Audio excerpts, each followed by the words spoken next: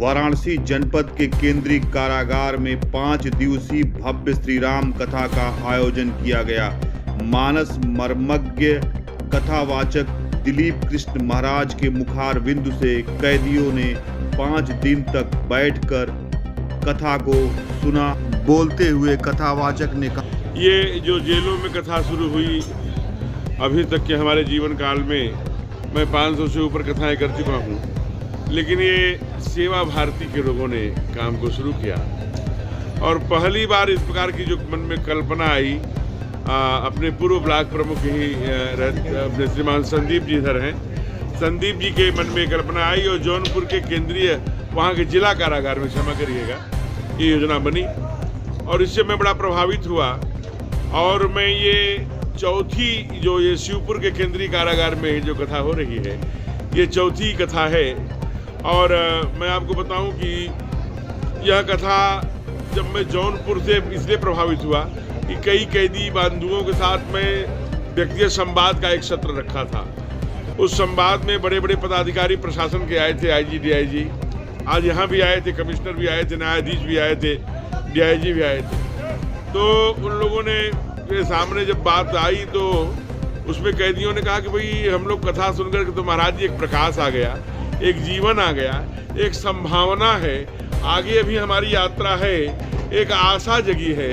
हम तो निराशा के उस घोर अंधकार में चले गए थे जहां शरीर त्यागने की बात सोच रहे थे, उन्हें आत्महत्या जैसे घृणित पाप को भी मैं सोच रहा था, लेकिन ये कथा सुन करके फिर से जीवन जीने का मन किया है। हम लोग यह नियति के कारण, प्रारब्ध के कारण से कुछ काल खंड के लिए इस यहाँ आए हैं। आगे चल करके इस कथा से हमको प्रेरणा मिली है कि हम देश के लिए, धर्म के लिए, राष्ट्र के लिए हम बहुत कुछ कर सकते हैं। जेल में कथा करना, कारागार में कथा करना ये सामान्य बात नहीं होती। जब अनुकूलता आती है, जब अनुकूल अधिकारी आते हैं, हमारे श्रीमान राधा कृष्ण जी जो पुलिस अधीक्षक है यहाँ पर, आपके आने से हमारे सेवा भारती के कार्यकर्ता मिले बड़े भावना से और आपने बड़ी सहजता से यहाँ अनुमति प्रदान की। इसलिए सबसे बड़ा योगदान तो आदरणीय अधीक्षक जी का है। और ये कथा जेलों में ये यात्रा चलती रहे, अनवरत चलती रहे। तो जेल वाले बाबा, आपने कहा कि आपको जेल वाले बाबा के रूप में, जी बिल्कुल, परसों की बात आई जो कि 4 जेलों में कथा कर चुका हूँ, इसलिए कई कैदियों ने, जो वरिष्ठ कैदी थे, बंदी हैं यहाँ, कहा महाराज जी हम लोग चाहते हैं कि आप ऐसे ही अपनी यात्रा प्रारंभ रखिए, क्योंकि आगे चल करके आप जेल वाले बाबा कहे जाएं। तो मुझे भी लगा कि जीवन छोटा सा है, 50 वर्ष, 60 वर्ष, 70 वर्ष, 80 वर्ष का अलॉटमेंट है, अगर इसमें यही ख्याति मिल जाए जेल वाले बाबा, तो बंदियों को ही कथा सुनाकर मैं अपना जीवन धन्य मानूंगा। जी, कारागारों में कथाएं जो हैं उनका विशेष महत्व है। समाज की अपेक्षा अगर कारागारों में ज़्यादा कथाएं हों, ज़्यादा नैतिक और इस तरह के उपदेश, प्रवचन इत्यादि क्रियाएं कराए जाए, तो वहाँ से ज़्यादा यहाँ पर महत्वपूर्ण है। और जेल मैनुअल और हमारी जो सरकार है, उत्तर प्रदेश सरकार, उसकी इच्छा है और मैनुअल का भी उसमें कहा गया है कि जेल अधीक्षक कारागारों के अंदर बंदियों के लिए शैक्षणिक और तकनीकी विकास के कार्यक्रमों के साथ साथ उनके स्वास्थ्य के लिए योगा कार्यक्रम और उनके बेहतर जीवन और नैतिक आचरण को उठाने के लिए प्रवचन इत्यादि के कार्यक्रम कराएंगे। तो एक तो मैनुअल की मंशा है, दूसरे हमारे राज्य सरकार की मंशा है। विभिन्न कारागारों में कथाएँ हो रही हैं अलग अलग प्रकार के शब्दों की, तो कारागार में ये सार्थक है।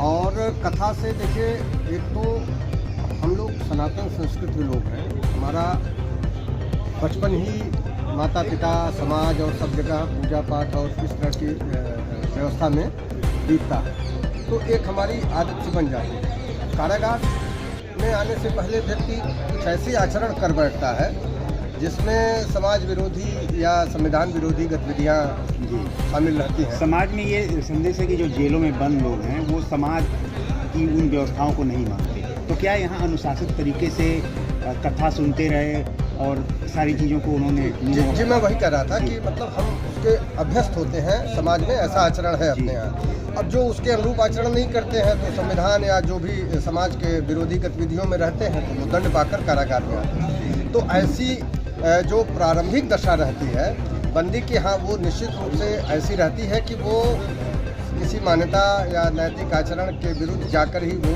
कार्य करता है और उसी को सही मानता है। लेकिन जब वो कारागार में आता है और कारागार के वातावरण से परिचित होता है, जब उसके अंदर इस तरह की जो कार्यक्रम है, प्रवचन के नैतिक उपदेश के कार्यक्रम हैं, जब ये कराया जाता है तो उनके अंदर एक ग्लानि आती है और वो कथा के मध्य में भी देखा जा सकता है। तमाम बंदी अपने आंसू पोंछते हुए और कथा के बाद भी इनकी चर्चाओं में और बैरकों में भी इनकी अवस्था को देखा जा सकता है कि ये अपने प्रति एक सोच उत्पन्न होती है कि मैंने कुछ गलत किया।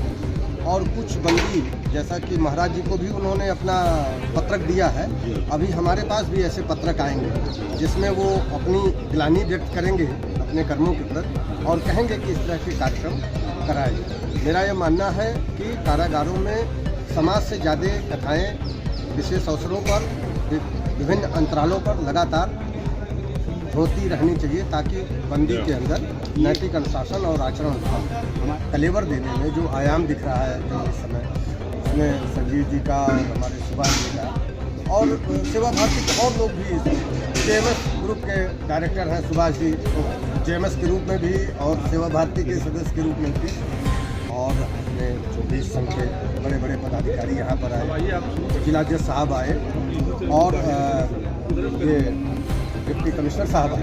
इन सब ने इस मतलब घुसते ही जो उनको सुनाई दिया तो उनको ये लगा कि ये बहुत अच्छी चीज़ हो रही है। जिलाध्यक्ष साहब ने गुरु जी जाते समय ये कहा कि बहुत बढ़िया है, बहुत अच्छा कार्यक्रम, और इन लोगों की बड़ी तारीफ भी किया, मेरी भी तारीफ किया कि ये कार्यक्रम होना चाहिए। तो कारागार में ये कार्यक्रम सार्थक है, ऐसे कार्यक्रम होते रहने चाहिए।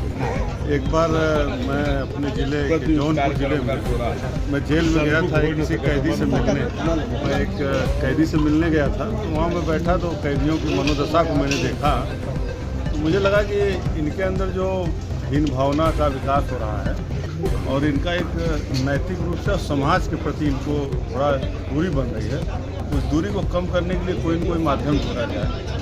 तो वहाँ के एक जेलर थे कुलदीप जी, उनसे मैंने निवेदन किया तो वहाँ के अधीक्षक पांडे जी से कहा तो कहे नहीं आप कुछ प्रयास करिए। तो मैंने प्रयास कर कथा पहली बार वही कराया तो मुझे वह बहुत ही अच्छा लगा और मुझे लगा कि राम का वह चरित्र जो किसी के जीवन में परिवर्तन लाए वह है रामचरित्र। इसी रामचरित्र के माध्यम से अगर कैदी जो समाज के ही भाग हैं अगर उनके जीवन परिवर्तन आए तो यह हमारे लिए बहुत सुखद होगा, ये हमारे सेवा का एक बहुत बड़ा रूप होगा। इसी की प्रेरणा से मैंने ये कथा कही है और इसको क्या यही चाहते हैं, यही हो रहा है।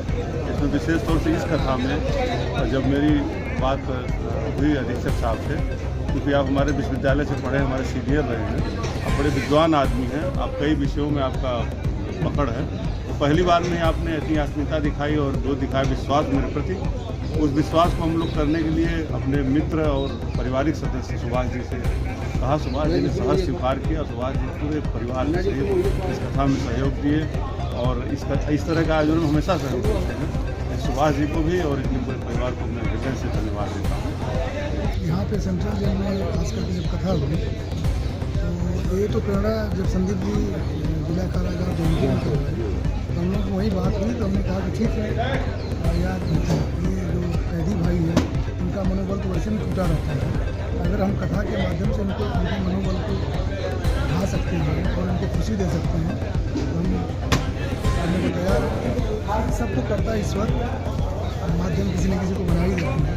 तो सेवा भारती के बैनर पे हम दानवें में जेएमएस इंग्लिश अकेडमी में भी कथा कराए थे और इसी महीने में, और ये सुप्रिटेंडेंट के जी के सहयोग से, क्योंकि हम लोग 1 साल पहले ही इसकी अवधारणा बनाए थे, लेकिन आपके ही कार्यकाल में कथा होनी थी, ये आपके सामने साक्षात प्रमाणित है। तो ईश्वर कृपा से कथा बहुत अच्छी हुई और जो पहले दिन जब कथा स्टार्ट हुई तो हमने देखा कि कैदी भाइयों का मनोबल एकदम ऐसे नहीं होता कि एनर्जी लो हो है, वैसे मनोबल गिरा हुआ था। लेकिन शाम तक कथा होने के दौरान जब शाम को भजन कीर्तन होने लगा तो इतना उत्साह दिखा तो हमने ईश्वर और माता पिता को धन्यवाद दिया कि उन्होंने इस कथा का आयोजन करने का एक सौभाग्य दिया। इसके लिए आप धन्यवाद। जिला जेल में फरवरी में फिर जा रहे हैं आप लोग कथा कराने, ये कड़ी चलती रहेगी? हाँ, वैसे निरंतर भगवान की कृपा हम लोगों पर बनी हुई है और ईश्वर की प्रेरणा और सेवा भारती के सहयोग से संदीप भाई हैं, संजीव भैया हैं, बड़े हमारे जितेंद्र हमारी कंपनी है JMS Group, उसके अधीन कई कार्य होते हैं, समाज सेवा से लेकर इन सभी के सहयोग से कथाएं चलती रहेंगी। कथा करवाने में बड़ा आनंद भी आता है, मुझे तो बहुत अच्छा लगता है। अगर उस कथा के माध्यम से या हमारे माध्यम से किसी को खुशी मिलती है तो मुझे आंतरिक बड़ी खुशी मिलती है। इस कथा को लेकर तो मैं काफ़ी एक्साइटेड था, मुझे बड़ा अच्छा लगा। रोज़ कुछ ना कुछ अच्छा मुझे लगता था यहाँ पे देखने को, सुनने को, बोलने को। तो आप सभी लोग इस कथा में आए और आपका चैनल के माध्यम से अच्छा धन्यवाद।